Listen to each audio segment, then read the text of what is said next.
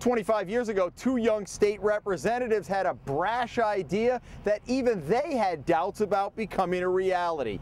A $100 million bond issue for open space and recreation. Well, this week, we go back to see how it became successful and how Rhode Island's landscape is vastly different because of it. In the mid-1980s, nearly all of Rhode Island saw a building boom, with farmland like this being gobbled up by developers. Chris Boyle was a young state representative who saw the changes unfold before him on his daily ride from Newport to Providence. You saw the landscape changing in front of you in the 80s with subdivisions and commercial projects. You just watched it happen, so that the Rhode Island that I grew up with, it was changing before my eyes as I drove every day to the State House. And all of a sudden, real estate development was rampant. People were flipping properties, making a lot of money, taking up farmland, chewing it up, making it into subdivisions, and there didn't seem to be any real standards or any appreciation for open space recreation. Bob Wagon was another young representative who sat next to Boyle in the House chamber that year. The two talked about the changing landscape a lot. Midway through the 1987 session, they hatched a plan that seemed like a long shot at best. It asked taxpayers to pass a $100 million bond issue to preserve open space, farmland, and create recreation areas across the state. We started at 25, and then went to 50, then went back and forth to 50, and then Chris said, let's just do 100 million, you know, and so we said, yeah, because they'll probably knock it down a little bit, but put it in, let's see where it goes. I remember clearly the day we introduced the bill. The Speaker, Matt Smith, giggled on the floor at the Speaker's rostrum when he saw the number. The bill goes up to the rostrum, and Speaker Matty Smith looks at it, and he reads it off. He says, a bill, general obligation bond issue for $100 million from Representative Christopher Boyle and Representative Robert Wagon. He says, those tree huggers again, they're taking all the taxpayers' money and spending it on trees or something like that. I think it was a matter of Bob and I trying to get people's attention on the issue. Did it get people's attention? It sure did. It got his attention. The two young reps quickly realized that a state house full of mostly urban lawmakers needed to be included somehow. So they revised the bill to put in money for 8 urban parks that had long been neglected, including Roger Williams Park and its dilapidated zoo. That gave the Providence delegation, which is not an insignificant number of people, ownership. Absolutely. Simple as that. It gave him skin in the game. All of a sudden, DEM, Save the Bay, and a number of other people took notice. And they said, this is not a bad idea. And now all of a sudden the state administration is talking about, well, how can we become part of this? There was a real desire out there by a lot of people that were not tree huggers to do parks. There was a real desire for people who were tree huggers to protect farms. And there was also a real desire by builders and developers to say, sure, let's set some of this aside and allow us to do our work, you do your work. And so there was a desire really by a lot of different people to do something. But no one had really put together one piece of legislation that would really solve a lot of problems for different constituencies. Joe Dias, a 30-year veteran of the Department of Environmental Management and now the department's Director of Planning, remembers the negotiations. They had park needs in there, and they should be addressed under the bond, and that was convincing the urban areas of Warwick and East Providence and Central Falls and Woonsocket in Newport that the open space bond is a good idea, and here's your piece of it. It's a simple what's in it for me.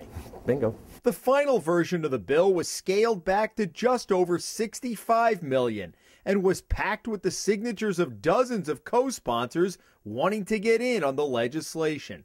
The bond passed easily in November and was popular enough that the legislature went back for an additional $75 million 2 years later.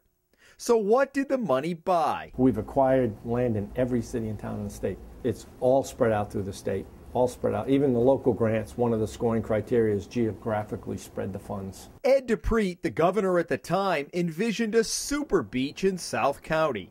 So DEM used some of the bond money to purchase property to the north and south of Scarborough and renovated the now signature pavilion. Scarborough remains the flagship of the state beach system.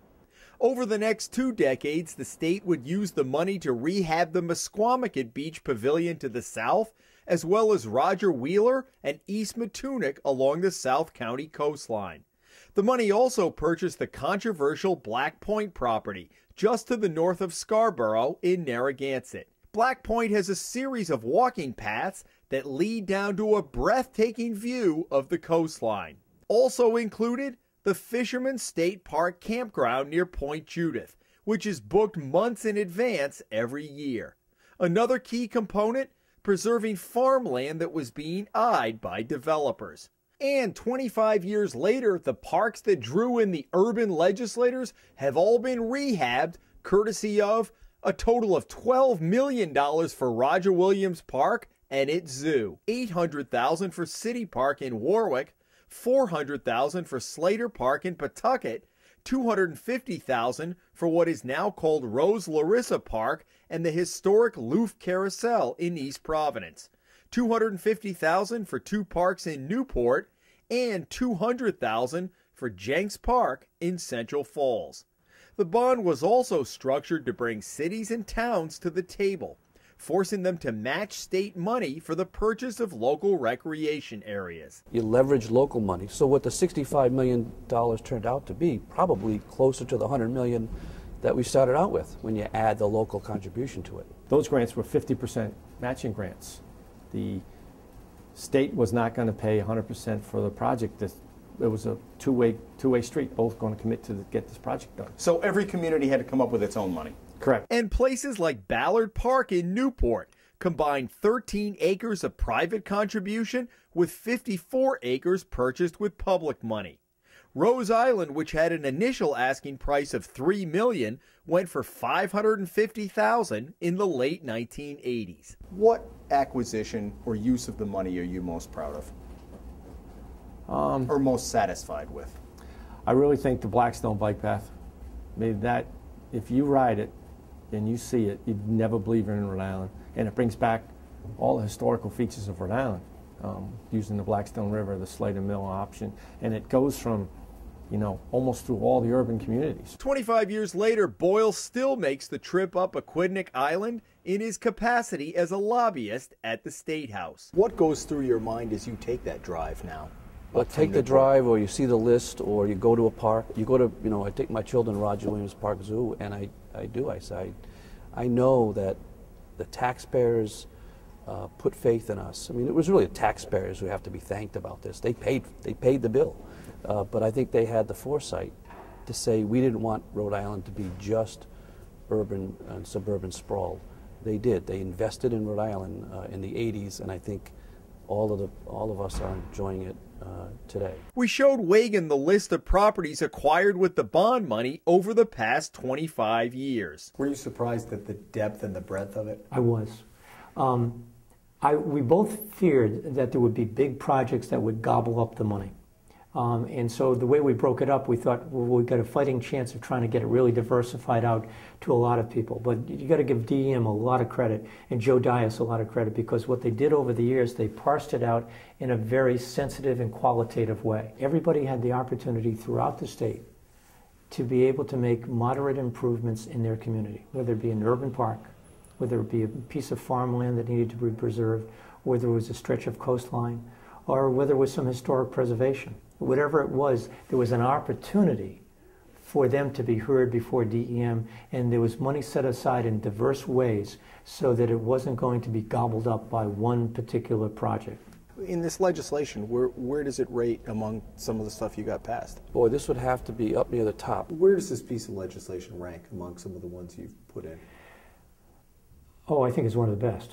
The whole landscape has changed literally and figuratively. If you hadn't struck while the iron was hot, you would have lost the opportunity. We would have lost some great properties.